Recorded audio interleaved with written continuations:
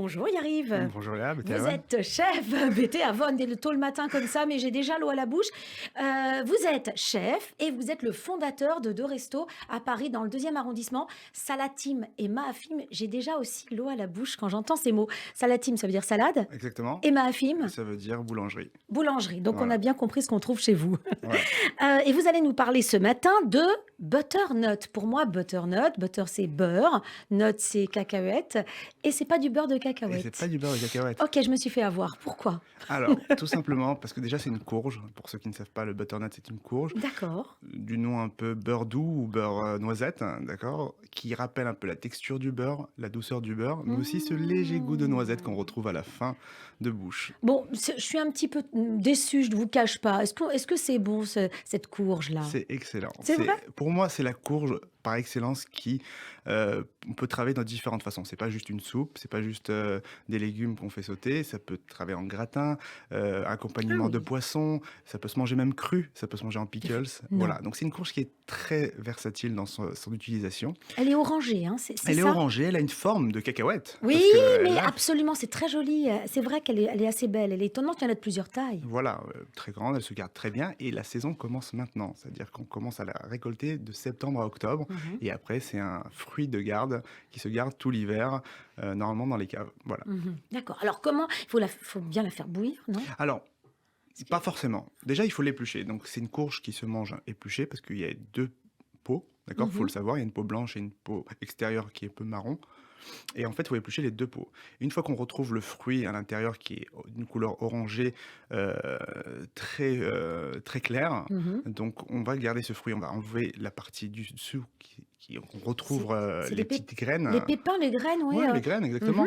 Et en fait, on va la travailler d'une certaine façon. Aujourd'hui, on va la faire en gratin. On va faire un petit twist parce que le gratin classique, moi, je le trouve un petit peu lourd. Mhm. D'accord? Donc, on va le mélanger tel quel avec un peu d'oignon. D'accord? Mhm. Un peu d'ail, un peu de thym, de l'huile d'olive. D'accord? On va mélanger D'accord. tout ça. Et, Et et- après, on va mettre ça dans un plat à gratin, tout simplement. d'accord. D'accord? Et on va rajouter du lait de coco.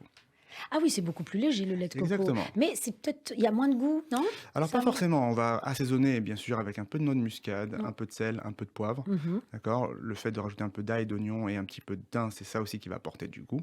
Et on va cuire. Et à la réduction, le lait de coco plus le butternut vont apporter leur sucre, donc à peu près 200 degrés une vingtaine de minutes, Oui. 20-30 minutes à peu près. Quand vous dites 200 degrés, c'est le thermostat 7. 6, 7, Ouais, 7, 6, 7 7, ouais. plutôt. 7, ouais. D'accord. Et en fait, on va tout ça mélanger au four et ça va ressortir avec un parfum de noisette qu'on va Mmh. retrouver. Est-ce que alors là, vous le faites avec cette courge qui est quand même un légume assez ferme, hein, Bien il sûr. est assez ferme.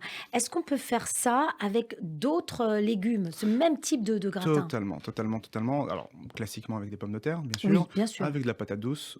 Ouais. Voilà. Je pensais On ça peut, ressemble d'ailleurs ça à ressemble. la courge, mais peut-être que la courge est plus digeste ou peut-être Pas pas? forcément, c'est juste le temps de cuisson qui va varier. D'accord? On peut Mmh. passer pour des pommes de terre de 30-40 minutes à peut-être même 50 minutes. Mmh. Donc tout dépend en fait de la variété qu'on utilise. Ne pas hésiter à piquer avec un couteau pour sentir si c'est tendre ou pas.